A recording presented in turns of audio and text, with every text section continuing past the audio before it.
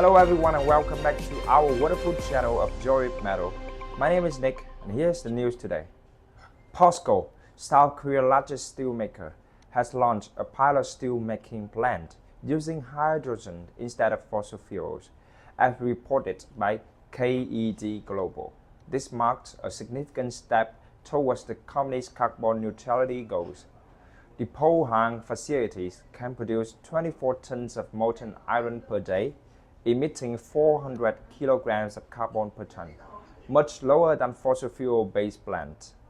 The plant uses the HYREX, high REX hydrogen reduction process.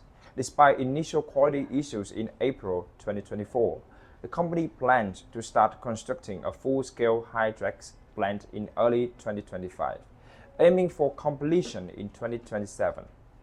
POSCO aims to produce 2.5 million tons of steel annually using hydrogen by 2024 and achieve full hydrogen-based production by 2050.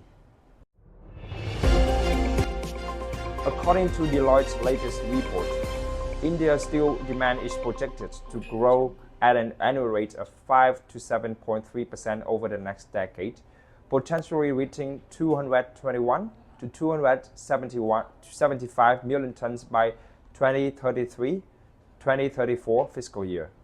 This growth will be driven primarily by government infrastructure projects, including the development of 11 industrial corridors under the Prime Minister Gati Shakti National Master Plan. From 2013-2014 to 2023-2024, steel consumption in India grew at an average annual rate of 5.67%, with a notable 14% increase in 2024, reaching 136 million tons. Airfoil, a prominent Australian manufacturer of air conditioning, grills and sheet metal accessories, has announced a major sustainability initiative by adopting LOG-AL green, lower carbon aluminum from Capro. This move is designed to enhance Airfoil's environmental credentials and meet the rising market demand for sustainable building materials. The switch to LOG-Aluminum green aluminum, which features lower carbon emissions compared to traditional aluminum, underscores Airfoil's commitment to environmental responsibility.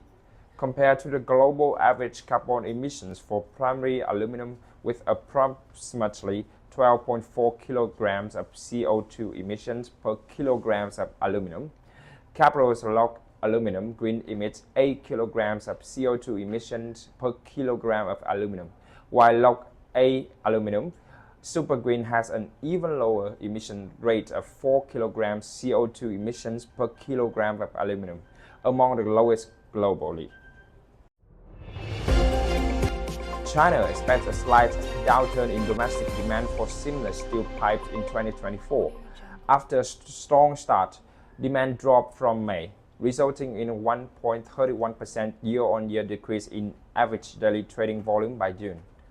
Totaling about 13,431 tons, the first half of 2024 saw seamless steel pipe output at approximately 13.7 million tons, down by 700,000 tons from the previous year, indicating reduced domestic consumption. Internationally, China's export remained significant but slightly reduced. From January to May 2024, China exported 2.165 million tons of seamless steel pipes, a 15.51% decrease year-on-year. Market analysts foresee ongoing challenges in supply and demand within China's seamless steel pipe industry due to global economic conditions and domestic policies. Despite these pressures, prices are expected to stabilize within a narrow range throughout the year.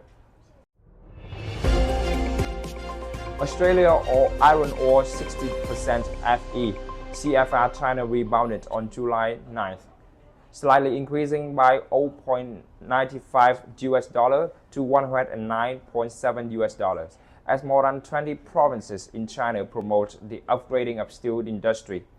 The Ministry of Finance and the Ministry of Water Resources allocate $848 million of yuan in funds to support the flood rescue effort.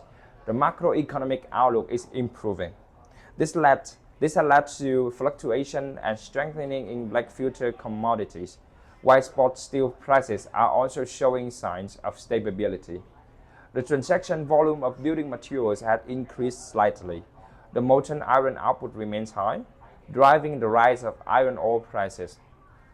Additionally, the upcoming third plenary session of Central Committee of the Chinese Communist Party has created market expectation for positive policy development, further contributing to the rise in iron ore prices. However, the expected increase in the amount of iron ore arriving in China's port this month raises concerns about a continued inventory accumulation. On the demand side, steel companies have increased maintenance activity in the first half of this month. The United States on Wednesday unveiled stricter rules on steel and aluminum imports in coordination with Mexico as part of an effort to prevent Chinese-made goods from circumventing tariffs. According to the new rules outlined by the White House officials, steel arriving from Mexico can qualify for duty-free benefit only if it is melted and poured in Mexico, the United States or Canada. Aluminum goods imported from Mexico must not contain primarily aluminum that is melted or cast in China, Russia, Belarus, or Iran.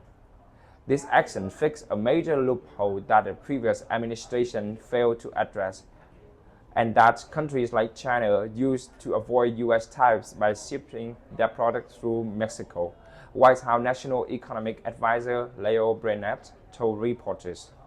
Steel imports that fail to meet these standards will pay a 25% of tariff, and aluminum imports will pay a 10% of tariff.